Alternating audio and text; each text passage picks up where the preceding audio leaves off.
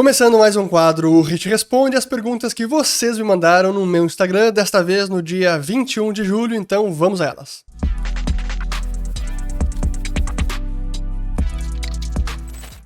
Muito bem, a todos aqueles que estão chegando agora aqui no canal. Meu nome é Fernando Urrich, aqui a gente fala sobre economia, mercados e investimentos. Se vocês gostarem do conteúdo, considerem se inscrever, ativando o sininho aqui embaixo e também compartilhando este vídeo. Muito bem, nenhum recado para começar este domingo 24 de julho, quando vocês estarão assistindo a este vídeo. Então vamos às perguntas, como sempre, muito obrigado, foram várias que vocês mandaram. Separei aqui umas 30 e poucas, espero fazer isso no período de 1 hora. E lamento aqueles que mandaram pergunta e eu não consegui responder, mas enfim, acontece, é impossível responder a todas. Mas vamos lá, primeiro aqui do Jonathan DOS, ou Jonatados. O quanto a crise das commodities vai afetar o Brasil? Bom, primeiro é importante saber quais commodities que ele está se referindo, às quais. A gente tem várias commodities, eu recentemente fiz um vídeo, até foi no sábado que eu publiquei, sábado no dia 23 de julho, às 8 da manhã, sobre a crise alimentar, as commodities agrícolas que vários países emergentes estão enfrentando.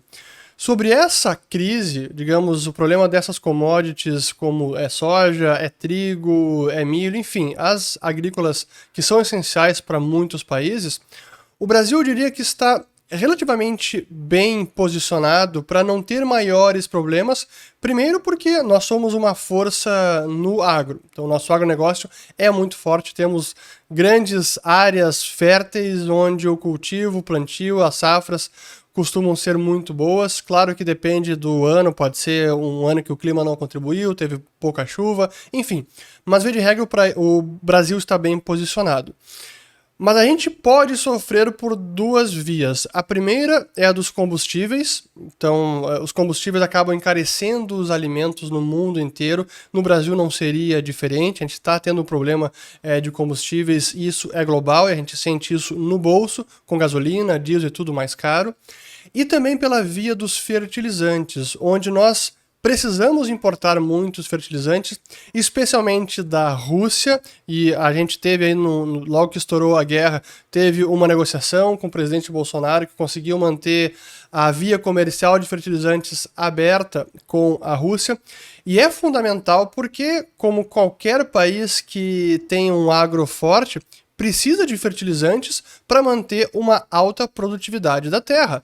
É isso que permite com que hoje o mundo alimente 8 bilhões de pessoas. É por meio de fertilizantes e de todas as outras inovações tecnológicas que aumentam a produtividade no agronegócio. Portanto, fertilizantes é fundamental. E aí a gente precisa ter muito cuidado, porque aí até é mais relacionado à própria guerra na Ucrânia, onde em algum momento pode ter alguma interrupção, alguma dificuldade maior de fornecimento pela Rússia para o restante do mundo, incluindo o Brasil. Então, nesse sentido, a gente precisa ter cuidado. Mas eu diria que é difícil o Brasil estar na mesma situação que outros países emergentes, como a gente está vendo aí o que aconteceu com Sri Lanka, talvez Paquistão, talvez Egito e alguns outros que são mais dependentes de importação e de muita importação de grãos. A gente não está nesse patamar, pelo contrário, a gente exporta muito grão. Então, o Brasil pode enfrentar esse problema e até aproveitar exportando mais para o planeta. Mas fertilizantes é fundamental.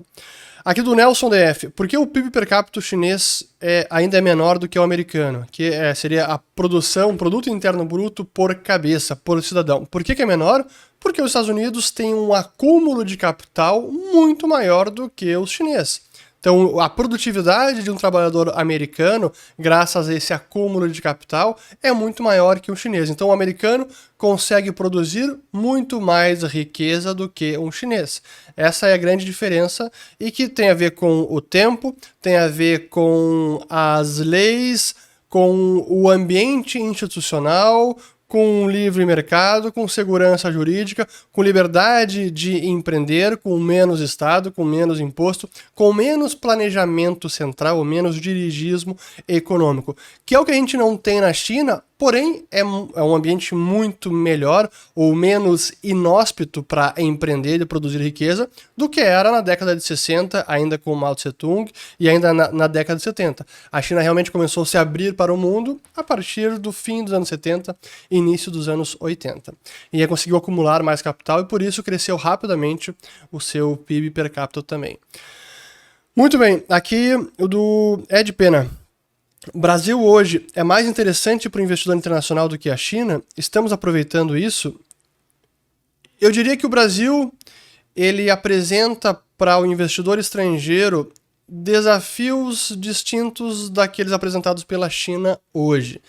A insegurança na China com o maior autoritarismo do Xi Jinping, um possível terceiro mandato dele vitalício que deve ocorrer esse ano durante o Congresso do Partido Comunista, e o que aconteceu nos últimos anos com muita interferência política nos mercados e em setores inteiros pelo Partido Comunista, isso tornou a China até relativamente não investível para muita gente.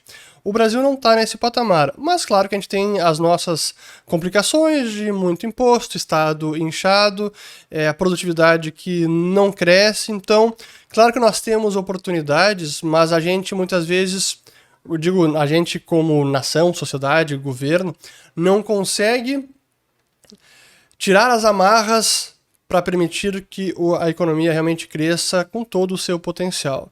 Então, bom, mas resumindo a resposta à pergunta, eu diria que o Brasil é mais interessante do que a China, porém é um mercado menor também, né? A China é um mercado maior do que o Brasil. Muito bem, aqui do Siqueira Martins Felipe. Sendo crítico do Ciro Gomes, leu o livro dele? Não li. É o único candidato que possui plano de governo. Pois bem, o pessoal pede para falar bastante sobre o Ciro Gomes, já falei em vídeos de perguntas e respostas no passado, mas eu volto ao tema, onde eu não li o livro dele, então não sei criticar todas as suas propostas, porque eu não tenho conhecimento de todas as suas propostas. Mas, em linhas gerais, eu conheço o pensamento do Ciro Gomes, a sua visão de Estado como indutor do crescimento econômico e necessário para promover o desenvolvimento de uma economia, como ele é a favor de empresas estatais, como ele defende também intervenção no câmbio, até a depreciação do câmbio, coisa que Paulo Guedes e equipe fez e que eu critiquei desde o início, lá em 2019, no finalzinho daquele ano. Essas são propostas que eu não preciso conhecer o plano de governo do Ciro Gomes, porque é isso que ele defende, é isso que ele entende. E por mais que ele possa ter boas intenções, não ser corrupto, etc., não sou conhecedor da sua história política, isso pouco importa se essas são as políticas que ele defende e se ele fosse presidente, se é isso que ele colocaria em prática. Olha o que ele já falou sobre a Petrobras, que ele diria, até é uma forma engenhosa que ele criou de destruir o valor da Petrobras para recomprar ela do mercado e reestatizar por completo e tirar a Petrobras. O que ele falou recentemente é que ele interferiria na Petrobras e que isso reduziria muito o valor da Petro no mercado e isso faria com que ele recomprasse as ações e o governo estatizasse novamente por completo ou tomasse todo o controle acionário da Petrobras. Ele pode fazer isso? Pode. Seria bom para o país? Não seria bom para o país. O melhor realmente seria a desestatização completa do setor e a privatização de fato da Petrobras. Mas ele não defende isso, e assim como para várias outras empresas estatais. Então, não bastam boas intenções, é preciso entender como cada política econômica, qual seria o resultado de cada política econômica na prática, e não importa a boa intenção por trás daquela ideia. Muito bem, aqui do petróleo, pergunta aqui do GM Fiorin. Petróleo para longo prazo, qual a tese do Warren Buffett? Pois o Buffett tem uma posição relevante na Occidental Petroleum, e até eu vi na última carta que foi divulgada em fevereiro deste ano, carta aos acionistas da Berkshire Hathaway, o Buffett fala apenas que tem uma posição e que está, na época, era cerca de 10,7 bilhões de dólares. É uma posição relevante que vem crescendo, eles vêm comprando mais ações da Occidental, e eu entendo que tem a ver com os fundamentos do petróleo, como é uma commodity essencial para o funcionamento da economia moderna e que o mundo não vai simplesmente eliminar ou transicionar para o uso de outras fontes de energias que não seja petróleo ou diminuir muito a dependência de petróleo. Isso não vai acontecer da noite para o dia. Ainda vai levar décadas onde o mundo precisará do petróleo para mover seus carros, caminhões, navios, cargueiros, aviões, que mais? Talvez em outros países até geração de energia elétrica, para aquecimento, enfim. Essa dependência do petróleo ela não acaba tão cedo. E acho que isso que o Buffett está vislumbrando e também entendendo esse subinvestimento que teve no setor nos últimos anos com uma demanda que não vai cair. Então foi uma oferta que está comprometida e com dificuldade de aumentar e uma demanda que está estável ou crescente. Muito bem, aqui do Glauber 2512. O próximo ciclo de alta no mercado cripto será o último exponencial ou esse mercado será sempre assim? Não, assim, olhando o próprio Bitcoin, eu não consigo imaginar o Bitcoin crescendo exponencialmente ou dobrando de preço sem parar. Agora que ele está em cerca de 20 mil dólares ou 22 mil dólares, estou gravando aqui no sábado 23 de julho, tem potencial para dobrar de preço? Tem. Vai para 50? Vai. Pode dobrar de novo? Vai para 100 mil? Pode. Pode dobrar de novo para 200 mil? Pode. Pode ir para 500 mil? Pode. Pode ir para 1 milhão? Já começa a ficar bem mais difícil, mas não é um patamar completamente impossível, mas é mais distante. E a partir daí não dá para imaginar que vai ser um crescimento exponencial. Então o Bitcoin pode subir de 20 mil, pode subir 10 vezes? Pode, mas vai realmente se multiplicar por 100 vezes? Não, acho aí bem mais difícil e mais do que isso, mais impossível ainda. Mas até pelo tamanho do mercado. Então, pode ter um crescimento exponencial em alguma outra cripto menor? Pode, mas é um mercado bem menor e aí, claro, tem um potencial de upside mais elevado, mas com o risco também muito maior. Então, olhando com o mercado como um todo, alguns ativos do mercado podem ter um crescimento exponencial, mas sempre com um risco muito maior.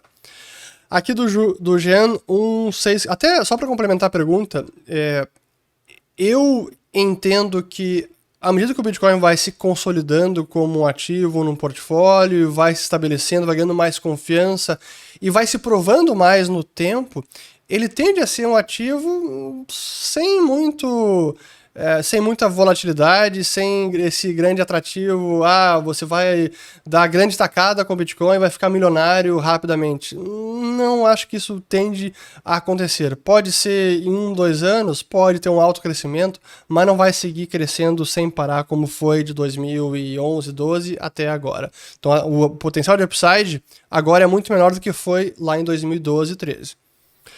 Aqui do Jean 1_6 Carlos. Pode nos contar algumas derrotas de sua vida no mercado financeiro?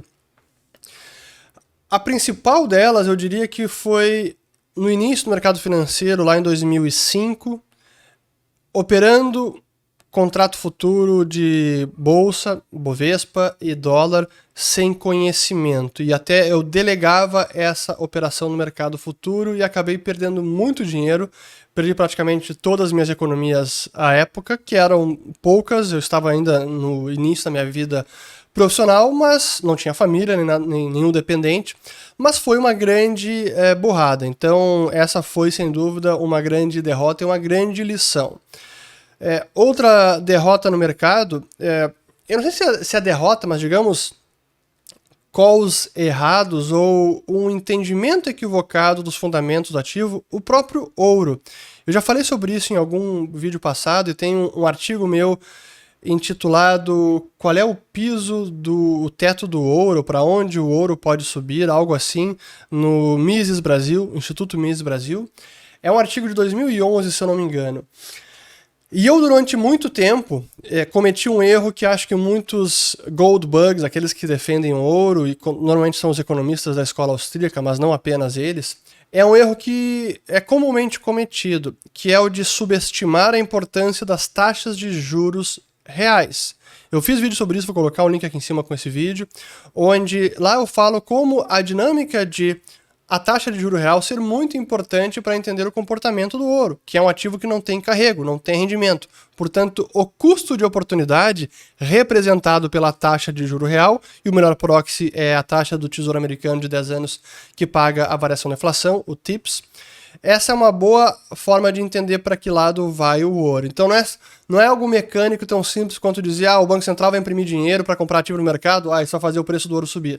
Não é assim que funciona, mas muitos austríacos, e eu também cometi esse erro no passado, de achar que o ouro subiria assim facilmente. E não é tão simples.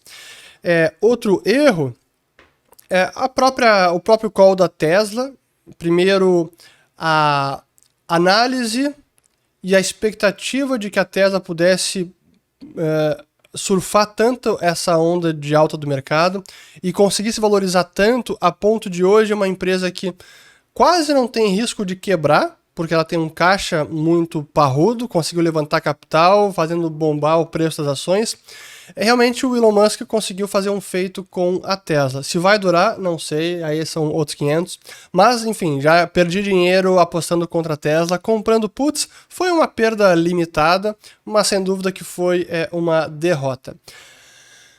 O que mais de derrota? Eu diria que essas são as principais no mercado. Eu confesso que eu não arrisquei tanto. Bom, no passado também já entrei em fundos de previdência que foram péssimas alternativas, isso também lá no início da minha vida financeira, ou vida de investidor em 2005, 2006.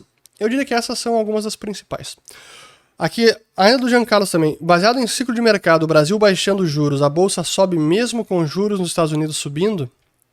É uma ótima pergunta para a gente analisar a ótica do investidor internacional, a forma como é importante de pensar o custo de oportunidade, juros no mercado internacional e os juros nos Estados Unidos em dólar acabam em larga medida ditando o que o restante do mundo faz ou para onde vai fluir o capital.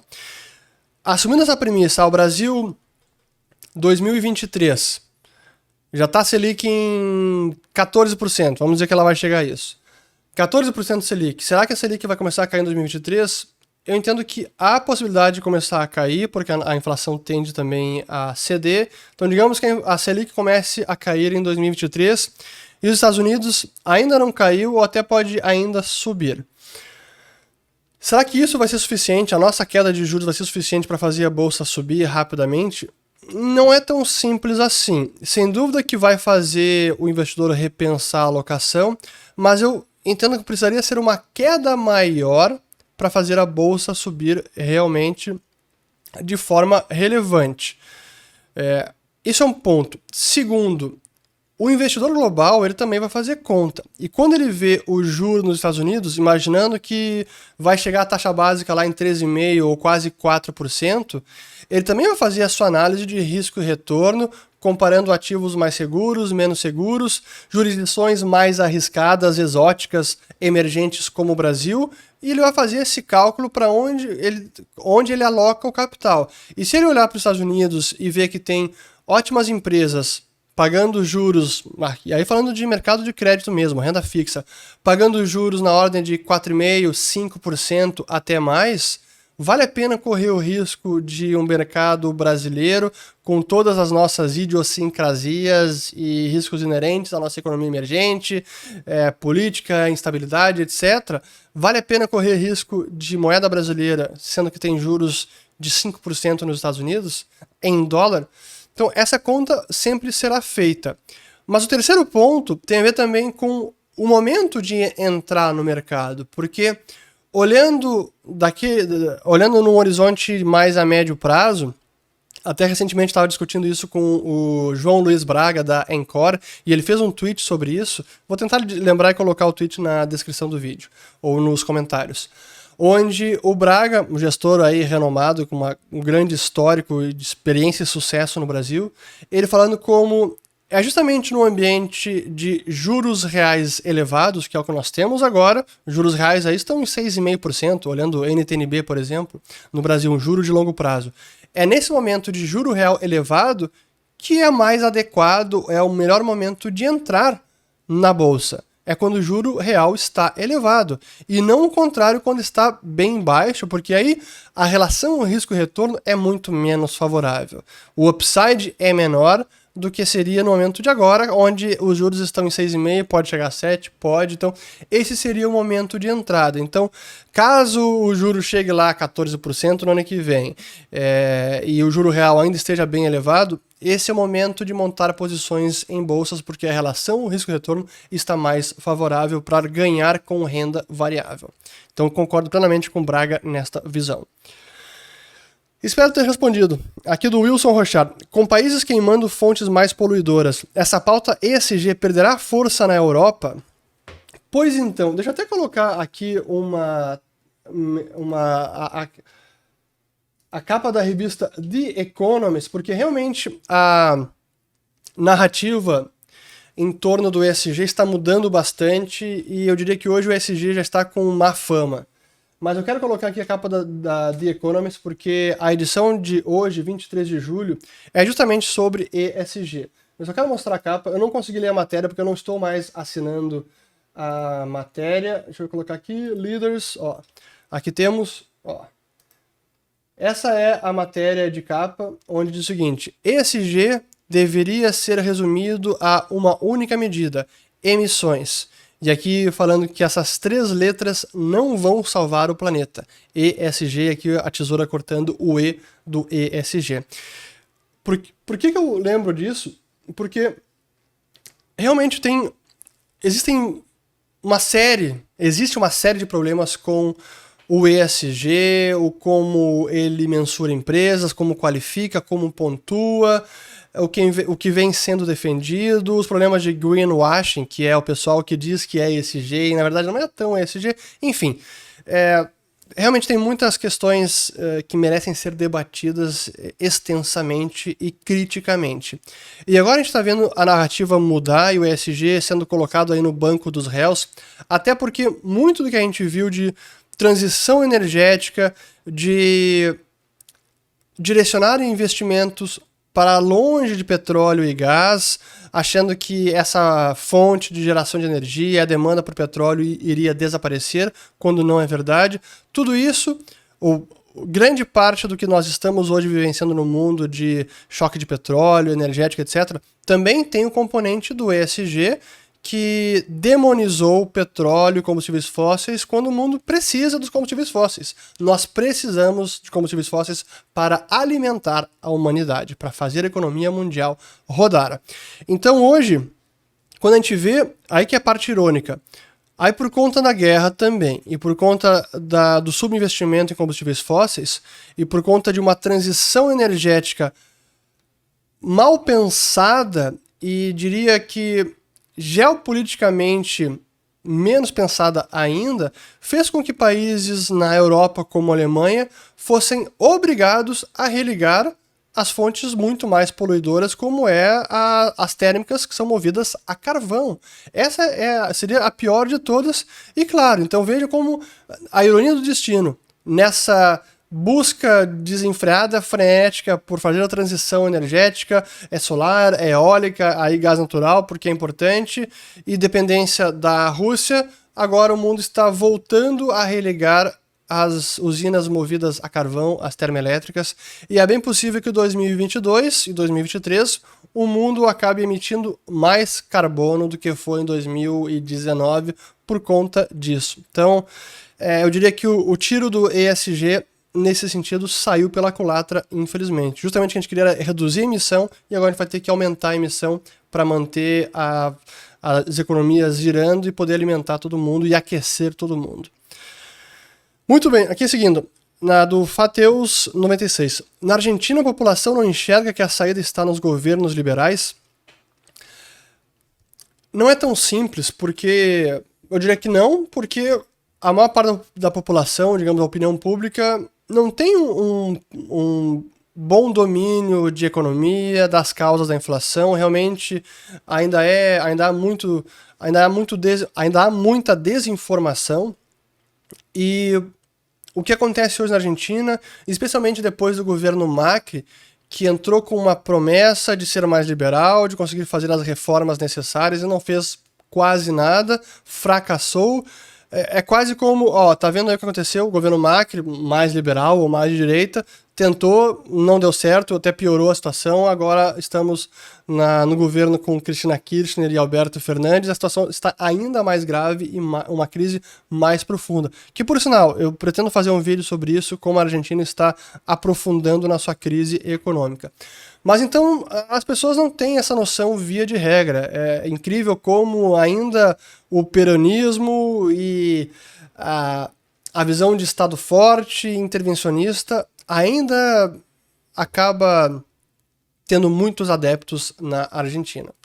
É uma lástima. Realmente é um dos poucos casos de país de renda alta, com um PIB per capita elevado, e que pode virar um país de renda média até mais baixa por conta do que está sendo feito aí nas últimas décadas.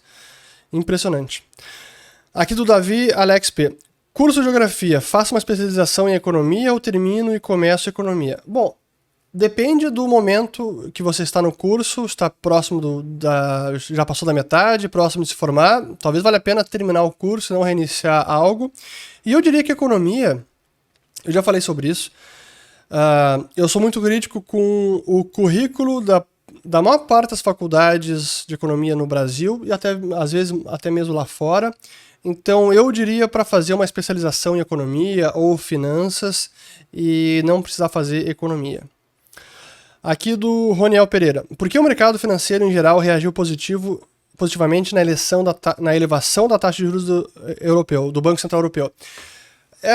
A decisão foi na quinta-feira, agora, dia 21 de julho. Eu diria que o mercado já estava precificando a elevação de juros e, honestamente, nem teve muita mudança, não. O euro subiu um pouquinho para 1,02, ficou 1,01, 1,02, então não teve eu não diria que teve uma grande... Eu não diria que foi recebido pelo mercado com muito otimismo que aconteceu com a política monetária do BCE. Até porque a Lagarde disse que não vai se comprometer com mais elevações de juros, o BCE decidiu por um novo instrumento de combate à alta de juros dos países, chamado de TPI, que é o Transmission Protection Instrument. Enfim, até eu vou falar sobre isso com bastante profundidade nessa semana no Follow the Money, que vai ser ao vivo para os nossos assinantes. Então, quem não está seguindo o dinheiro, siga o dinheiro, link na descrição do vídeo. Aqui do Lucas Heck, qual a proporção da inflação entre desvalorização da moeda e mudanças na oferta e demanda? É uma bela pergunta e não é tão simples de mensurar esses efeitos, ou eu diria que não há uma forma cientificamente comprovada de mensurar com exatidão o quanto que cada fator é responsável pela inflação. Por isso que eu digo que economia não é uma ciência exata nesse sentido, e eu diria que é mais importante você entender se os fatores são inflacionários ou não inflacionários, e o quão inflacionários eles podem ser ou não, e não tentar com essa exatidão, isso vai ser 20% é isso, 50% é isso e 30% é outro. Isso não funciona. E até por essa razão que eu também sempre evito fazer qualquer tipo de previsão de modelo econômico perfeito. O PIB ano que vem vai ser 4,5% e a inflação do IPCA vai ser 7,5%. Pouco importa essa previsão na vírgula, porque sempre vai estar errada e cientificamente está equivocada a fazer previsão assim. Tudo que a gente pode fazer é uma previsão de padrão no sentido de direção de mais, olha, a inflação tende sim a ceder e pode ceder bastante ou não, ela pode permanecer elevada ou pode subir mais. Mas tentar cravar na vírgula, esqueça isso, eu diria que é mais uma masturbação intelectual do que realmente ciência econômica sendo praticada. Mas, enfim, buscando responder essa pergunta, A desvalorização da moeda, se eu entendo essa pergunta como a desvalorização do câmbio, é algo que tem um reflexo quase que imediato na taxa de inflação, porque um país como o Brasil, qualquer país que não está dolarizado, que não usa a moeda, o dólar como moeda, acaba tendo efeito cambial. E se o câmbio deprecia, tudo aquilo que a gente importa já é impactado no mesmo dia por conta da depreciação do câmbio. Então é quase que um repasse automático, ou o canal de transmissão, para usar um jargão dos economistas, esse canal de transmissão é quase automático e instantâneo. O câmbio depreciou, vai impactar os itens importados e vai impactar a inflação. Agora, por que o câmbio está depreciando? Acho que essa é a pergunta que precisa ser respondida. Por que existe essa desvalorização da moeda? E ela pode ser explicada de duas maneiras. No curtíssimo prazo, é a própria expectativa do mercado, e o câmbio é um preço que é arbitrado todo santo dia no mercado financeiro. Mas essa expectativa, ela tem como base o que está acontecendo na economia, o que deve acontecer no futuro. Ou seja, como a moeda realmente pode ser desvalorizada. Porque o déficit fiscal vai ser muito maior, isso tende a aumentar a quantidade de moeda em circulação, isso vai ser uma expansão, pode resultar em expansão monetária. Então é nesse sentido que o mercado talvez antecipe o que vai acontecer com a moeda e já precifica isso no câmbio. Mas se essa expansão monetária não ocorrer, se o déficit fiscal não ocorrer e essa pressão de desvalorização da moeda realmente não ocorrer de verdade, aí o câmbio tende a ser reprecificado e aquela desvalorização momentânea da taxa de câmbio tende a voltar para os seus fundamentos. É assim que funciona. Mas esses fenômenos todos não são instantâneos, não são mensuráveis na vírgula, e é difícil realmente a gente saber qual a proporção de cada um dos fatores.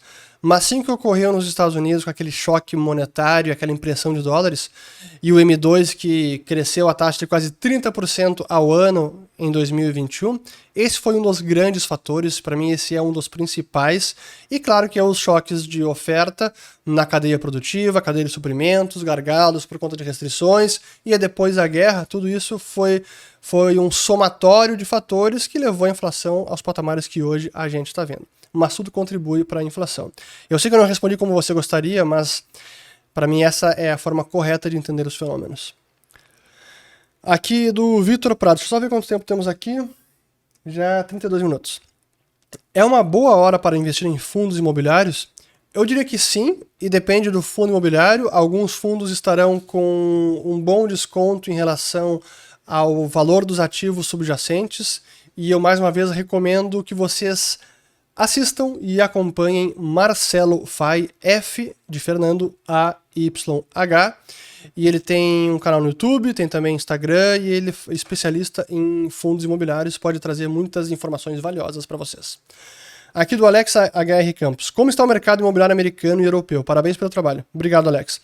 O mercado americano e tanto o europeu, eles sofreram uma forte valorização por conta das taxas de juros que caíram muito no pós-pandemia, isso fomentou o financiamento imobiliário, taxas de hipotecas caíram aos menores patamares da história nos Estados Unidos, na Europa já estava, e isso tudo fez turbinar o preço dos imóveis.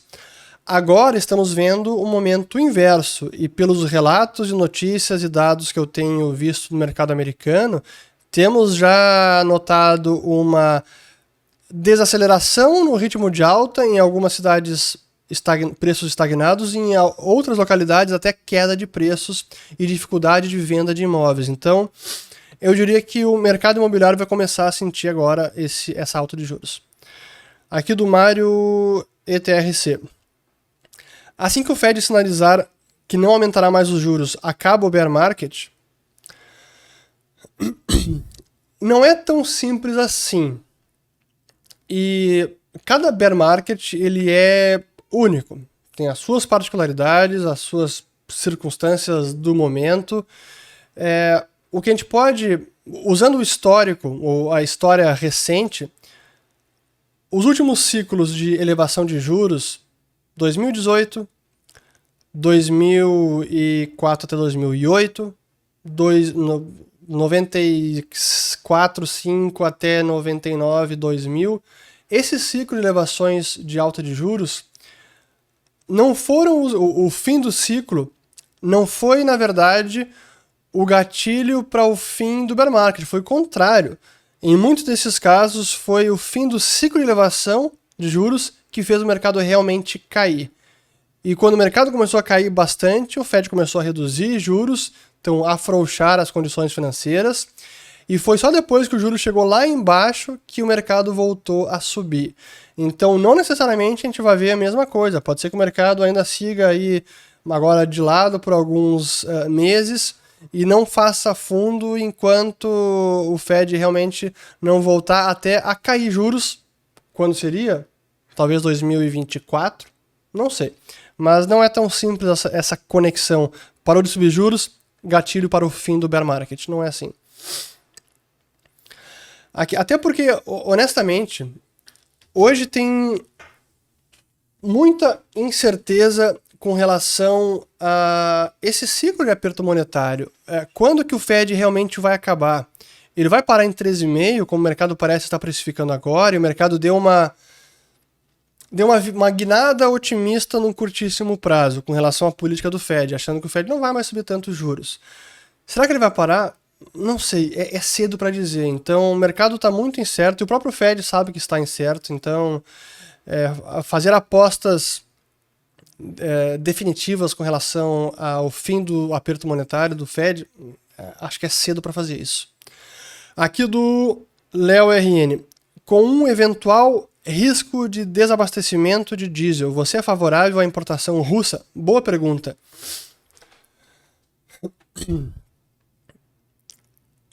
Hoje a gente está vendo o mundo inteiro que está sofrendo, e vários países sofrendo com desabastecimento de um ou outro item essencial, ou é alimentos, é commodities agrícolas, ou é combustíveis, ou é fertilizantes, enfim.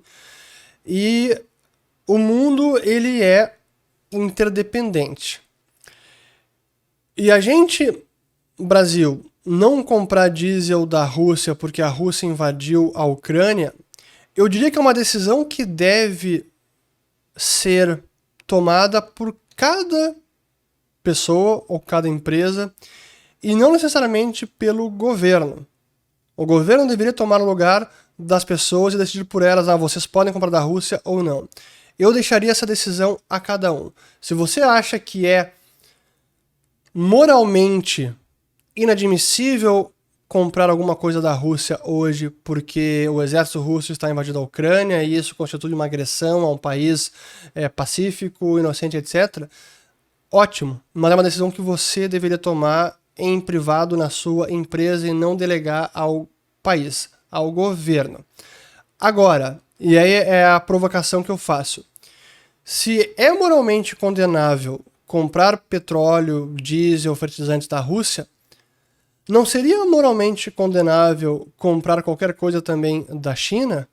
O regime do Partido Comunista Chinês não é tão autoritário, tão desrespeitoso com direitos humanos, ou até mais do que a própria Rússia, e talvez outros países ainda, ou outros governos. Então, onde é que fica esse limite? E o que é duplo padrão ou não? Porque se esse é o critério que deve ser adotado para a Rússia, por que não está sendo adotado para a China ou algum outro governo opressor de seus cidadãos? Então, realmente a gente entra numa zona cinzenta e eu não tenho a resposta, eu sei que não é tão simples assim, mas eu prefiro delegar a cada pessoa que faça essa decisão do que incumbir um governo com a responsabilidade de fazer essa decisão. Então, é isso que eu diria. Aqui do Marquinhos Marcão, que sempre responde aqui, ó. Sempre pergunta, aliás. É a entrada da esquerda que está atrapalhando o Chile ou a crise de agora é culpa do cobre também? Ou culpa do cobre também, fui eu que adicionei a pergunta. As duas coisas. A entrada da esquerda atrapalha o Chile e eu diria que ela mina os fundamentos da economia e, dependendo das medidas que forem implementadas, pode comprometer o crescimento do país e a trajetória de sucesso do Chile que estava tendo aí nas últimas décadas. Tem coisas para melhorar, reformas por fazer? Sem dúvidas, como qualquer país. Mas ainda assim, olhando a América Latina, era sim um dos cases de sucesso. Então a entrada da esquerda e as propostas que estão sendo aventadas, aí daqui a pouco vai ter o referendo da Constituição, que é uma aberração. Isso sem dúvida que atrapalharia o Chile. Mas é claro que o peso de uma commodity como o cobre, que é fundamental para a economia do país, é praticamente metade da pauta de exportação do país, impacta e muito a dinâmica da economia. E talvez a gente até subestime no curto prazo o impacto que isso tem, achando não, isso é apenas o governo esquerdista com essas políticas, é isso que está trazendo essa queda da moeda e o câmbio que disparou, agora a inflação também. Não é tão simples. Muitas vezes essas questões macro que vão além do governo em questão são fatores que podem até serem mais preponderantes do que uma política esquerdista em dado momento. No curtíssimo prazo, isso pode ser mais verdade, sim. Aqui do Vila Mar P. Fernando, existe alguma situação que a inflação não é prejudicial para a economia? Eu diria que a inflação ela sempre traz efeitos de redistribuição de riqueza, pode gerar desigualdade, pode gerar perdedores e ganhadores. Para mim, a inflação menos prejudicial seria aquela que ocorreria naturalmente num sistema monetário livre, onde a moeda é adotada livremente, é produzida livremente, onde os bancos emprestam, expandem o crédito, criam moeda bancária e contraem o crédito de acordo com a demanda e as oportunidades que existem em cada tempo e lugar. E isso ocorre naturalmente pelas forças de oferta e demanda e não por um governo ditando as regras, tabelando juros, imprimindo moeda, cobrindo gastos de governo, monetizando dívida de governo. Esse seria o arranjo pior nesse sentido. Mas mesmo no arranjo que eu descrevo como melhor, nós poderíamos ter uma inflação, como tivemos em vários períodos da história, quando o mundo vivia num padrão monetário prata ou ouro. A grande revolução dos preços, aquele período que durou cerca de 2 séculos, quando os espanhóis descobriram as Américas e começaram a extrair muita prata daqui das Américas e levar prata para a Europa, e isso levou a uma verdadeira revolução dos preços. Foi uma inflação? Foi. Mas foi uma inflação natural pela descoberta de novas reservas de prata. Então eu prefiro uma inflação que ocorra assim do que aquela que é deliberada por governos, por bancos centrais. Alex Souza, sem considerar o mundo fantasioso dos vendedores de curso, é possível trabalhar e viver de day trade? É uma boa pergunta e eu vou responder ela primeiro, como eu sempre respondo, recomendando o grande Stormer, que é alguém que realmente opera no mercado e vive de trade e sabe na pele o que pode e não pode ser feito, realmente o que é possível e o que não é com relação a trade. Então sigam Stormer, o canal dele está aqui entre os canais recomendados no meu canal. Agora, é possível trabalhar e viver de day trade? Assim, isso eu vejo muita gente querendo fazer. Por exemplo, alguém tem a sua profissão, é um advogado, é um médico, é dentista, se apaixonou pelo mercado financeiro, tá fisgado pela bolsa, opera na bolsa, tá querendo operar todo santo dia. Isso não dá certo. Honestamente, pode ter um ou outro caso que tenha sucesso, mas via de regra, eu entendo que isso é receituário para o desastre. Você ter a sua profissão e tentar paralelamente operar o mercado. Esses dias eu vi algum caso, até não é uma crítica direta à pessoa, mas me perdão, eu preciso usar esse caso, nem lembro qual é o nome, mas eu vi no Instagram um perfil que era dentista trader. O cara era dentista e também trader. Ou você exerce uma profissão ou você exerce outra. ou você vai acabar deixando um canal aberto e uma posição em aberto e vai dar prejuízo nos dois. Então, realmente, foque na sua profissão, ou se você ficou apaixonado pelo mercado e pode se dar ao luxo de largar a profissão, já acumulou uma poupança, tem economias, tem uma segurança financeira, aí você pode fazer esse movimento e migrar para o mercado financeiro e tentar viver de trade, que não é moleza. O próprio Stormer, durante algum tempo, ele foi cirurgião plástico durante vários anos, até que chegou o dia que ele se aposentou dessa profissão para se dedicar exclusivamente ao mercado financeiro. Mas eu diria que é para poucos trabalhar e operar ao mesmo tempo. Então, cuidado com essa falsa expectativa de ficar milionário com day trade, enquanto você trabalha operando pessoas numa sala de operação. Aqui do Tom Rodrigues Music. Dicas para um melhor equilíbrio entre trabalho e família, por favor, Fernando. Boa pergunta. Eu não sei qual é a resposta, a melhor resposta, mas eu vou dizer o que eu procuro fazer. E possivelmente o que eu faço não seja aplicável por todo mundo, até pela minha profissão. Hoje eu consigo trabalhar remotamente em qualquer local, então eu tenho uma flexibilidade muito grande. Dito isso, o que eu busco fazer? Eu busco sempre estar presente nos momentos importantes da família, é alguma coisa no colégio, é o aniversário, a apresentação de fim de ano, de Dia dos Pais, é algum evento importante da família, um jantar, um almoço. Eu busco com alguma frequência, não é diária, levar os filhos no colégio ou busco participar no café da manhã com os filhos, almoçar nem sempre é possível, busco jantar. Então, tentar participar do convívio familiar, eu acho que isso é fundamental e eu busco fazer isso. E mesmo assim, eu trabalho bastante.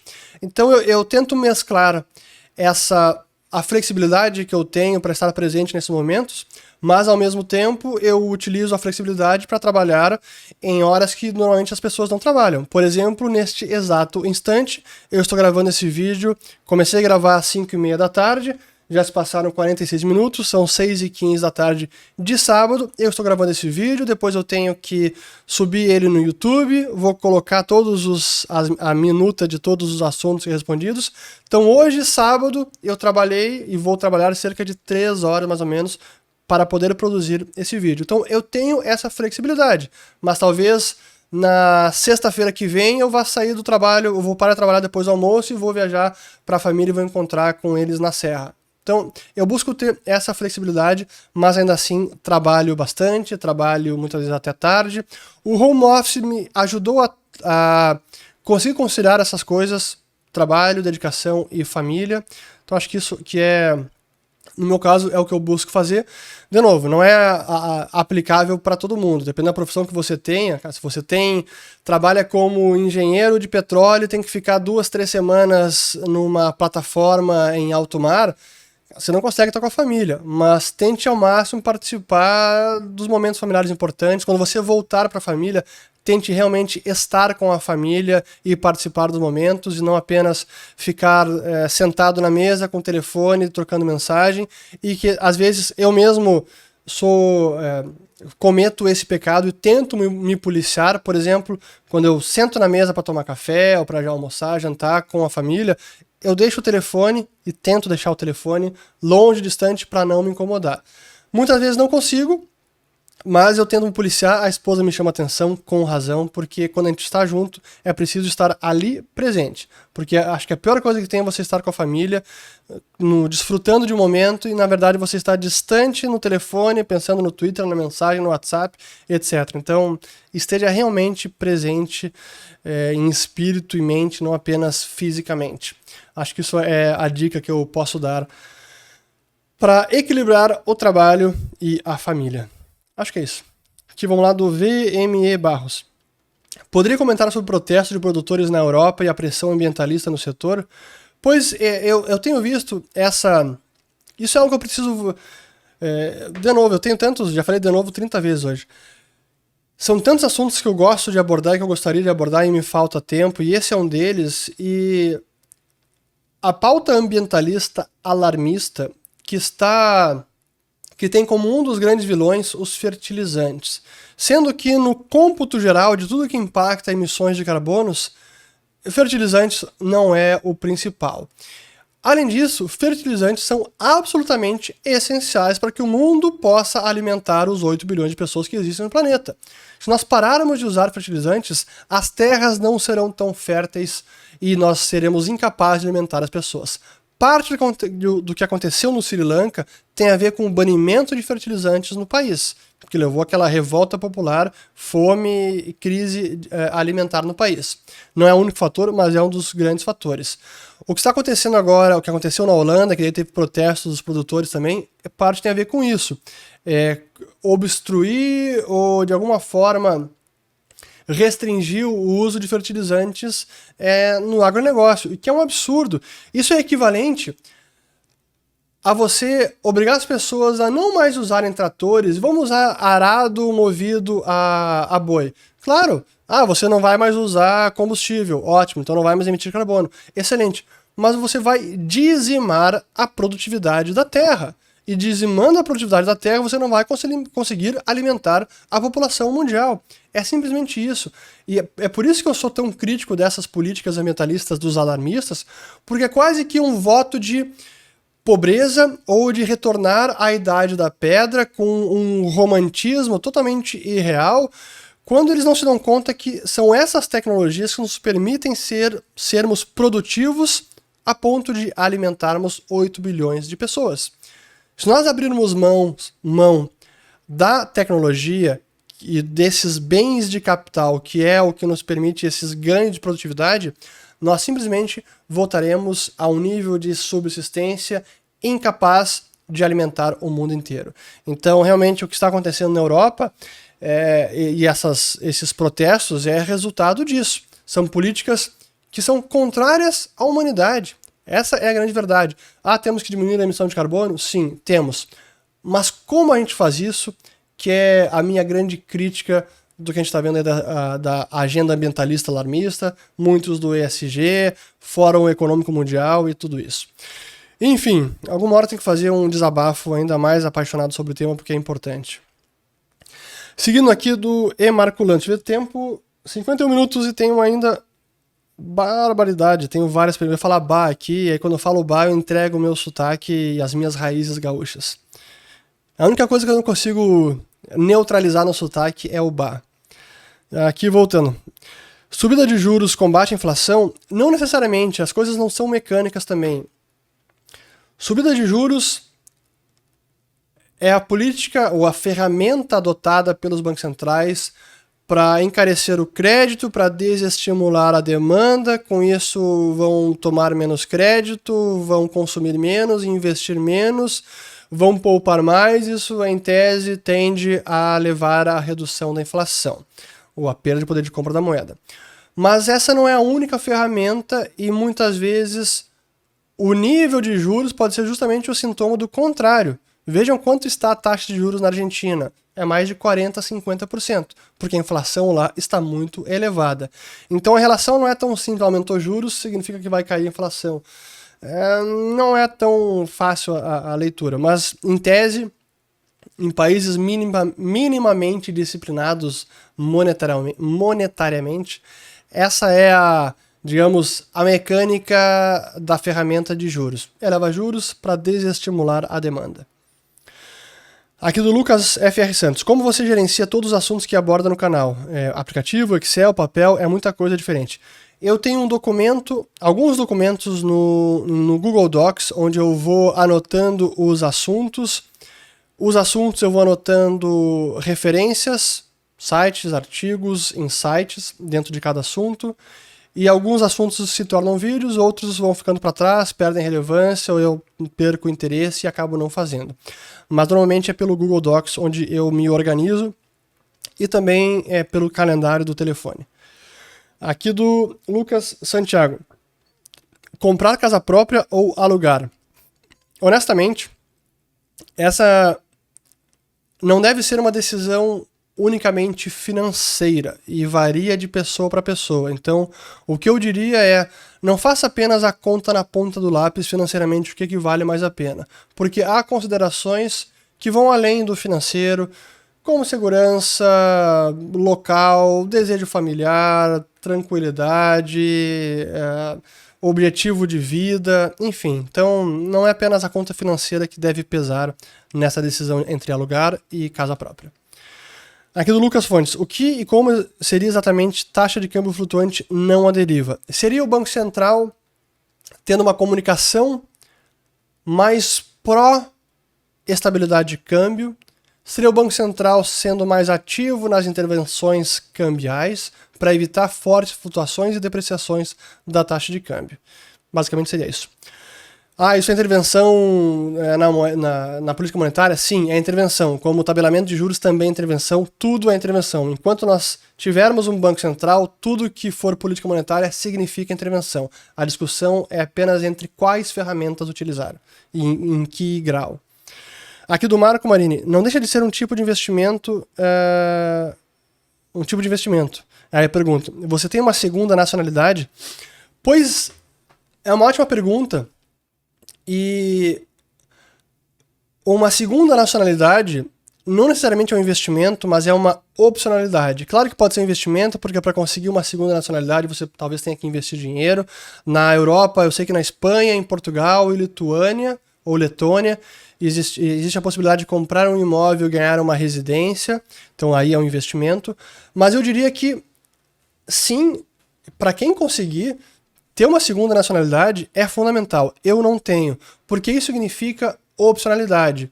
E é importante você ter opcionalidade financeira, então com a sua liquidez, em jurisdição onde está os seus investimentos, em mais de um país, de jurisdição em termos de nacionalidade, então é mais uma opcionalidade para você.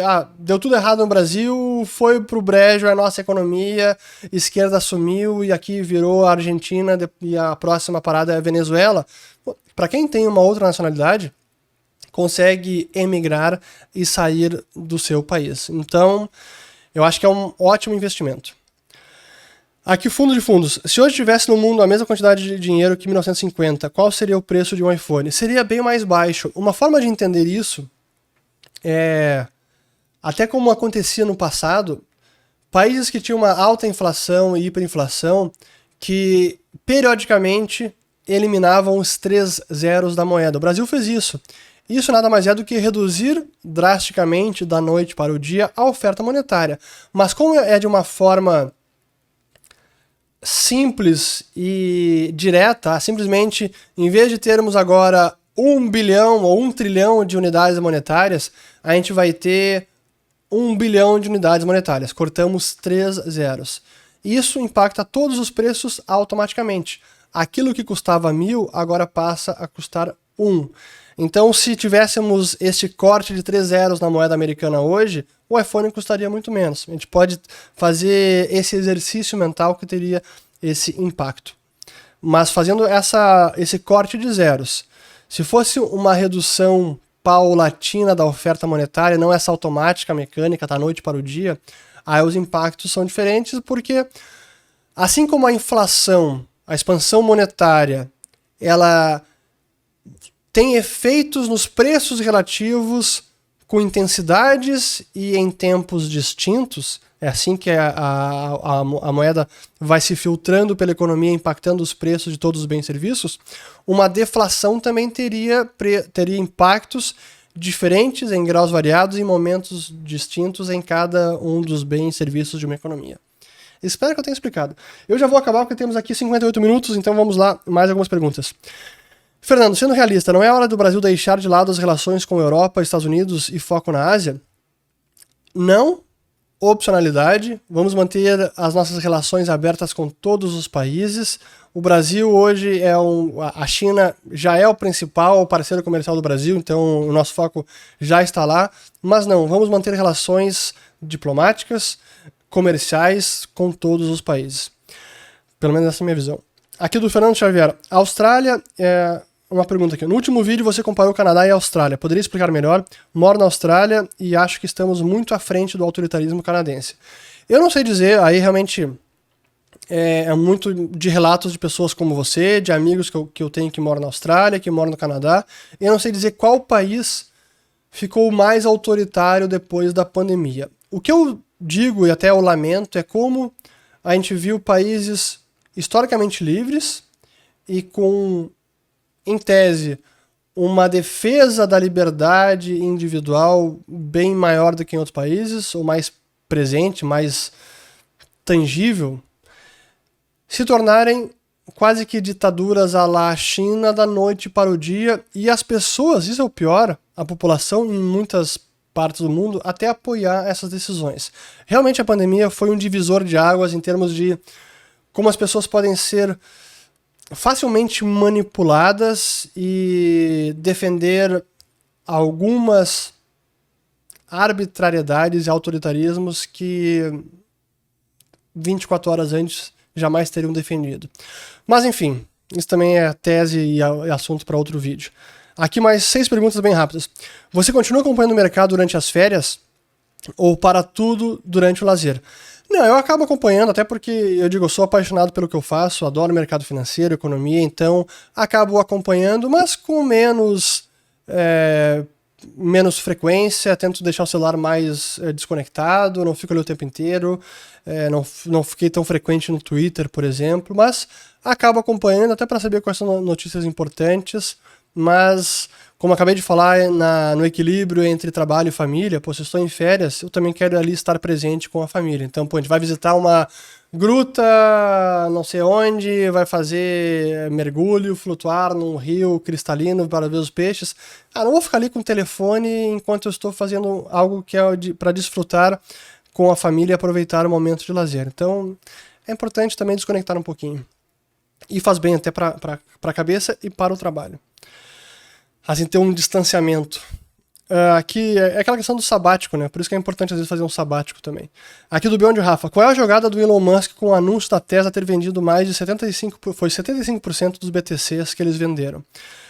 O Elon Musk é um fanfarrão e eu só digo uma coisa, vai ser interessante ver agora a novela que vai ser travada entre Twitter e Elon Musk.